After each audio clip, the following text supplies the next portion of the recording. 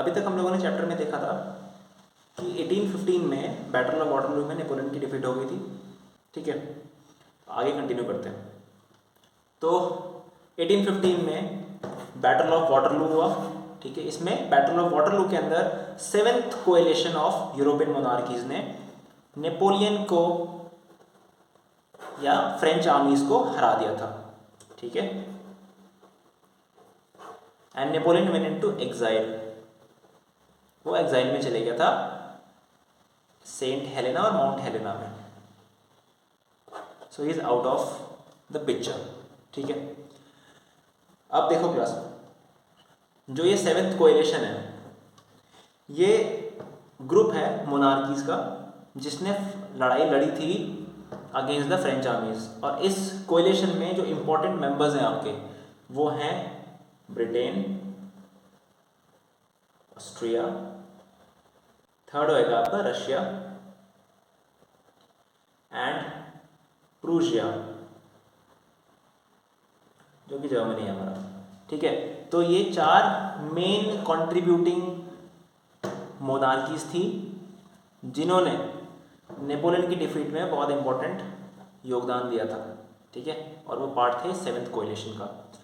तो अब होता क्या है, हमने पहले ही देखा है क्लास 9th में, ये जब भी कोई वॉर लूज़ करता है, जैसे वर्ल्ड वॉर 1 हारा था जर्मनी, तो उसने साइन किया था ट्रीटी ऑफ वर्साई। ठीक है, वो क्या था, बेसिकली एक पीस ट्रीटी था वॉर एंड करने के लिए, जिसमें कि जर्मनी को कुछ समझौते करने पड़े थे विद द एलाइड पावर्स। ये सबको याद होगा। तो सिमिलरली जो आपका 7th कोएलिशन है, जिसमें ब्रिटेन, ऑस्ट्रिया, रशिया और प्रूशिया है, उन्होंने भी वॉर को रोकने के लिए, कॉन्फ्लिक्ट ख़त्म करने के लिए विद फ्रांस एक पीस ट्रीटी साइन करी। ठीक, तो इस ट्रीटी का नाम था कांग्रेस ऑफ वियना और ट्रीटी ऑफ वियना या पीस ट्रीटी ऑफ वियना इन 1815 में साइन हुआ था, जून के महीने में। ठीक है, इन 1815 June this treaty was signed और this Congress of Vienna was convened. Okay, अब जो ये कांग्रेस ऑफ वियना है, इसको होस्ट किया था ऑस्ट्रिया ने, और ऑस्ट्रिया के जो चांसलर थे, जिसका नाम था Duke Metternich, he presided over the Congress. ठीक है, और वहीं पे terms of conditions and terms of treaty decide हुई थी, जो कि फॉलो करी जाएगी यूरोप में या बाय फ्रांस। क्लियर है भाई बात? तो ये टर्म्स एंड ट्रीटी के ये हम नोट्स में देख लेंगे। ठीक है ना, बहुत ही फैक्चुअल है, हम बेसिक ओवरव्यू दे लेंगे उसका भी। अब आते हैं नेक्स्ट मुद्दे पे। तो हम देखेंगे ऑब्जेक्टिव्स इस पीस ट्रीटी के साइन क्यों करवाई गई थी। ठीक है, तो पहला ऑब्जेक्टिव ये था कि जो नेपोलियनिक वॉर्स के टाइम पे जो भी टेरिटोरियल चेंजेस हुए थे, ठीक है,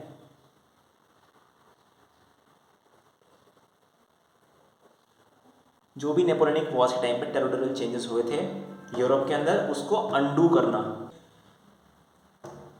इसके बाद अब ये अंडू करने का क्या मतलब है भाई? अगर आप कुछ चेंज करते हो तो उसका ऑब्जेक्टिव होता है, तो चेंजेस को अंडू करने का ऑब्जेक्टिव वो था कि यूरोप है जो, वहाँ पे दोबारा से कंजर्वेटिव ऑर्डर लाया जाए। In Europe they should bring conservative order, जो कि टॉपिक है हमारा न्यू कंजर्वेटिज्म। ठीक है, सो नेपोलियन हार जाता है बैटल ऑफ वाटरलू में by the 7th coalition. 7th coalition Congress of Vienna convene करती है 1815 में। ठीक है, या peace treaty of Vienna convene करती है। उस ट्रीटी को या उस कांग्रेस को होस्ट करते हैं ऑस्ट्रिया, और ऑस्ट्रिया का chancellor preside over the meeting, जिसका नाम है ड्यूक मेटरनिच। जो ये पीस ट्रीटी है, इसके 2 ऑब्जेक्टिव्स थे। पहला ऑब्जेक्टिव था कि जो भी टेरिटोरियल चेंजेस हुए थे इन द नेपोलियनिक वॉर्स, उसको अंडू किया जाए। ठीक है, और अंडू करना इसलिए इम्पोर्टेंट था कि उनको अब नया ऑर्डर सेटअप करना था यूरोप के अंदर, जो कि होगा कंजर्वेटिव ऑर्डर। ठीक है, इस कंजर्वेटिव ऑर्डर के अंदर जो मोनार्कीज हैं या मोनार्कीज थी यूरोप के अंदर, मोनार्कीज को यूरोप में वापस लाना था, return of monarchies in Europe, ये मकसद था इस पीस ट्रीटी का। ठीक है, अब ये करना ज़रूरी क्यों था? ये ज़रूरी इसलिए था करना क्योंकि अगर कंजर्वेटिव ऑर्डर नहीं आएगा, ठीक है, तो चेंजेस होंगे। और करंट ट्रेंड क्या चल रहा था चेंजेस का यूरोप में? वो था नेशनलिज्म। और नेशनलिज्म के थ्रू क्या हो रहे थे यूरोप के अंदर? Revolution. So to prevent revolution and to prevent nationalism from creating another revolution in Europe, conservative order was set in place. समझ में आ रही भाई कुछ बातें तुम्हारी? ये था न्यू कंजर्वेटिज्म। ठीक है, अब जो टर्म्स ऑफ ट्रीटी मैंने तुम्हें पहले बोला है कि टर्म्स ऑफ ट्रीटी हम नोट्स में देख लेंगे, बहुत इजी है, पर बेसिक ओवरव्यू देख लेना। इसका एक जो पॉइंट है टर्म्स ऑफ ट्रीटी में आपका वो ये है कि फ्रांस ने जो भी टेरिटरीज ऑक्यूपाई करी थी नेपोलियनिक वॉर्स में, वो सब फ्रांस से छीन ली गई थी। और फ्रांस के आसपास के जो रीजन्स थे यूरोप में, वहाँ पे मोनार्की का ऐसा सेटअप बनाया गया था ताकि दोबारा से इस तरह के कॉन्फ्लिक्ट्स ना हो और यूरोप में स्टेबिलिटी मेंटेन रहे।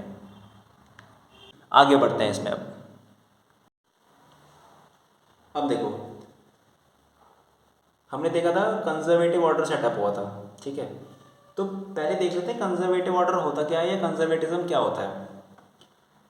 देखो, कंजर्वेटिव का बेसिक मीनिंग होता है कि जो व्यक्ति या जो सोसाइटी चेंजेस को एक्सेप्ट नहीं करती है या चेंजेस को बहुत स्लोली एक्सेप्ट करती है, ठीक है, उसको हम कंजर्वेटिव सोसाइटी बोलते हैं। And it is also called as traditional society. Clear बात? तो इसमें होता क्या है कि जो पुराना सिस्टम चल रहा है, जो ओल्ड ऑर्डर हमारा चल रहा है या चलता आ रहा है बहुत पहले से, सेम कंटिन्यू रहता है विदाउट एनी स्पेसिफिक चेंजेस। ठीक है, ये कंजर्वेटिज्म होता है। तो जब हम बात करते हैं यूरोप में कंजर्वेटिज्म वापस आ गया या वापस लाया गया, उसका मतलब ये है कि चेंजेस को दबाया जाएगा या चेंजेस नहीं होने दिया जाएगा। ठीक है, so they will say no to changes और नो टू रैपिड चेंजेस। इसके अंदर होता क्या है, अब आपको चेंजेस नहीं चाहिए अपनी सोसाइटी में, तो चेंजेस ना होने के लिए आपको प्रेस को कंट्रोल करना पड़ेगा, या यहाँ पे प्रेस डिनोट कर रहा है आपके प्रिंट कल्चर को। प्रिंट कल्चर मतलब यहाँ पे है culture where people read a lot. ठीक है, read a lot, they express themselves through pamphlets, through articles, through books. This type of thing comes under print culture.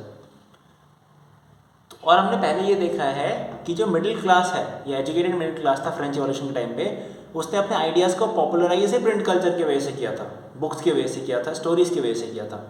तो इसलिए प्रेस की फ्रीडम को कंजर्वेटिज्म में कंट्रोल किया जाता है एट एक्सट्रीम लेवल। ठीक है, ताकि इसकी वजह से प्रिंट कल्चर की वजह से चेंजेस ना हो।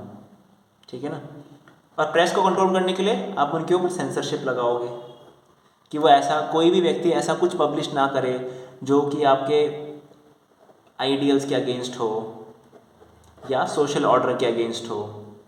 ठीक है, इनके अगेंस्ट नहीं होना चाहिए, उसको कंट्रोल करने सेंसरशिप लगाना पड़ेगा। आप चेक करेंगे आर्टिकल्स या पब्लिकेशंस, जो भी लिटरेचर मार्केट में जा रहा है, कि भाई उसमें आपके अगेंस्ट कोई गलत लिखा है कि नहीं लिखा है, आपके आइडियाज़ तो वायलेट नहीं हो रहे हैं या प्रिंसिपल्स तो वायलेट नहीं हो रहे हैं, तो उसको कंट्रोल किया जाएगा थ्रू सेंसरशिप।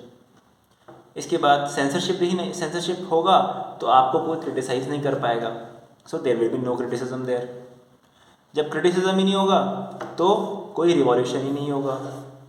अगर लोग आपको क्रिटिसाइज़ करेंगे, ठीक है, अपनी असहमति दिखाएंगे आपके अगेंस्ट, तभी तो वो रिवोल्ट कर पाएंगे आपके अगेंस्ट या लोगों को इकट्ठा कर पाएंगे रिवोल्ट के लिए। अगर आपने सेंसरशिप के थ्रू ये क्रिटिसिज्म ही रोक दिया तो लोग एक दूसरे को इकट्ठा कैसे करेंगे? ये बेसिक व्यू पॉइंट होता है इसके पीछे। तो रिवॉल्यूशन भी नहीं होगा। समझ में आ रही बात भाई? तो ये सब होगा कंजर्वेटिज्म के अंदर या कंजर्वेटिव ऑर्डर में जो यूरोप में आया है अभी। आगे बढ़ते हैं। अब कंजर्वेटिव ऑर्डर तो आ गया 1815 में।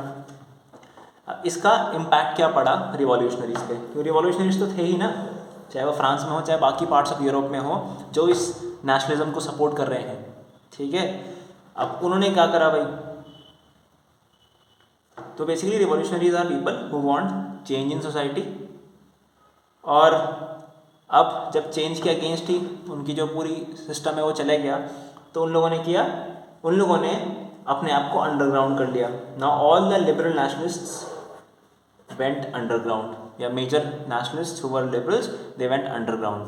यहाँ पे अंडरग्राउंड का मतलब है कि जो भी उनकी एक्टिविटीज़ होंगी वो कोवर्ट मोड में होंगी या क्लैंडस्टाइन मोड में होंगी, मतलब छुप के होंगी, सामने आके नहीं होंगी।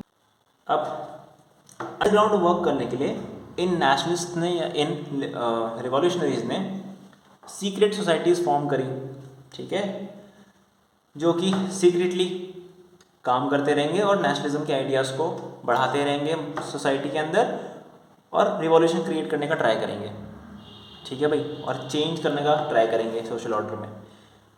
इसके एग्जांपल है आपका Young Italy. Young Italy was form by Giuseppe Mazzini, ठीक है, to bring about a revolution in Italy. और ये तब किया था इन्होंने जब ये एग्जाइल में थे, समझ में आया, फ्रांस में थे इस समय। ये था हमारा response of revolutionaries to this conservative order या कंजर्वेटिज्म, और हमने ये भी देख लिया कंजर्वेटिज्म था क्या, ठीक है। अब हम देखेंगे एक एग्जाम्पल ऐसे ही एक रिवॉल्यूशनरी का, ठीक है, who wanted change in society and who contributed to the society through these secret endeavours. और वो आपका जो रिवॉल्यूशनरी है he is Giuseppe Mazzini of Italy. तो हम आगे बढ़ते हैं और गिउसेप मैज़ीनी के बारे में देखते हैं और उनकी काम के बारे में देखते हैं क्या क्या रहा उन्होंने। तो अब मूव करते हैं हम इस लेक्चर के लास्ट पार्ट में, जो कि है गिउसेप मैज़ीनी। थोड़ा देख लेते हैं गिउसेप मैज़ीनी के बारे में। Giuseppe Mazzini is a Italian revolutionary, ठीक है। अब his main aim was to unify Italy. Italy को यूनिफाई करना चाहता था गिउसेप मैज़ीनी, ठीक है, क्योंकि उस समय Italy was divided into 3 parts, I would say. Centre में आपका पैपल स्टेट था, कंट्रोल्ड बाय पोप, ठीक है। इसके बाद नॉर्थ में आपका ऑस्ट्रियन एम्पायर था, जो कि हैब्सबर्ग एम्पायर था आपका, और साउथ में आपके थे बर्बन किंग्स ऑफ स्पेन, ठीक है। तो basic aim of Giuseppe Mazzini was to spread nationalism in Italy, और ऐसा बेस तैयार करना इटली में नेशनलिज्म का कि इटली को यूनिफाई कर सके वो, ठीक है, इन तीनों डिविजन्स को ख़त्म कर सके, ये मेन एम था। और उनके according nations are natural units of mankind. According to Giuseppe Mazzini, भाई जो नेशंस होते हैं या फॉर्मेशन ऑफ नेशन होता है एक नेचुरल प्रोसेस होता है मैनकाइंड का, कि अगर एक ग्रुप ऑफ पीपल है तो वो नेशन फॉर्म करेगा ही करेगा नेचुरली। गिउसेप मैज़ीनी जो आपके हैं, he was part of secret society of Carbonari, okay. जैसे हमने पहले यंग इटली का एग्जांपल देखा था, सिमिलर सोसाइटी थी, सोसाइटी ऑफ कार्बोनारी, उसका पार्ट थे आपके गिउसेप मैज़ीनी। अब हुआ क्या कि इन्होंने इस सोसाइटी का पार्ट रहते हुए अलग अलग जगहों पे रिवॉल्यूशन करने की कोशिश करी, लेकिन वो रिवॉल्यूशंस फेल हो गए थे काफ़ी। तो ऐसा ही एक रिवॉल्यूशन था लिगोरिया, और लिगोरिया का रिवॉल्यूशन फेल हो गया था बेसिकली, ठीक है। और 1831 से 1834 के बीच में रिवॉल्यूशंस हुए थे इनके, तो इनको एग्जाइल में भेज दिया गया था। He was sent to exile in France में इनको एग्जाइल में भेज दिया, और फ्रांस में जाके इन्होंने यंग इटली, जो एक सीक्रेट सोसाइटी थी, उसको फॉर्म किया था मार्सेल्स में। समझ में आ रही बात भाई? इसके बाद इन्होंने फिर से ट्राई किए रिवॉल्यूशंस वगैरह करने का, और इवेंचुअली ये स्विट्जरलैंड चले गए थे एग्जाइल में, ठीक है, वो आगे देखेंगे। यंग इटली के अलावा यंग यूरोप नाम का भी एक और सीक्रेट सोसाइटी इन्होंने फॉर्म किया था बर्ने में। तो ये थे हमारे गिउसेप मैज़ीनी। अब इनका जो काम था, जो मेन, ठीक है, जो इन्होंने किया है इटली के लिए, उसकी वजह से इटली के अंदर एक बेस तैयार हुआ नेशनलिज्म का। He created a base for nationalism in Italy, और अपने काम से इन्होंने दूसरे नेशनलिस्ट लीडर्स जो हम आगे देखेंगे इटली के, उनको इन्फ्लुएंस किया, और इवेंचुअली इटली यूनिफाई हो पाया। ये चाहते थे इटली में रिपब्लिक सिस्टम लाना, लेकिन ऐसा हुआ नहीं। वो बाद में कॉन्स्टिट्यूशनल मोनार्की बना था, वो हम आगे देखेंगे, ठीक है। ये थे आपके गिजुल मज़ीनी। सो ये लेक्चर हम यहीं ख़त्म करते हैं। Thank you.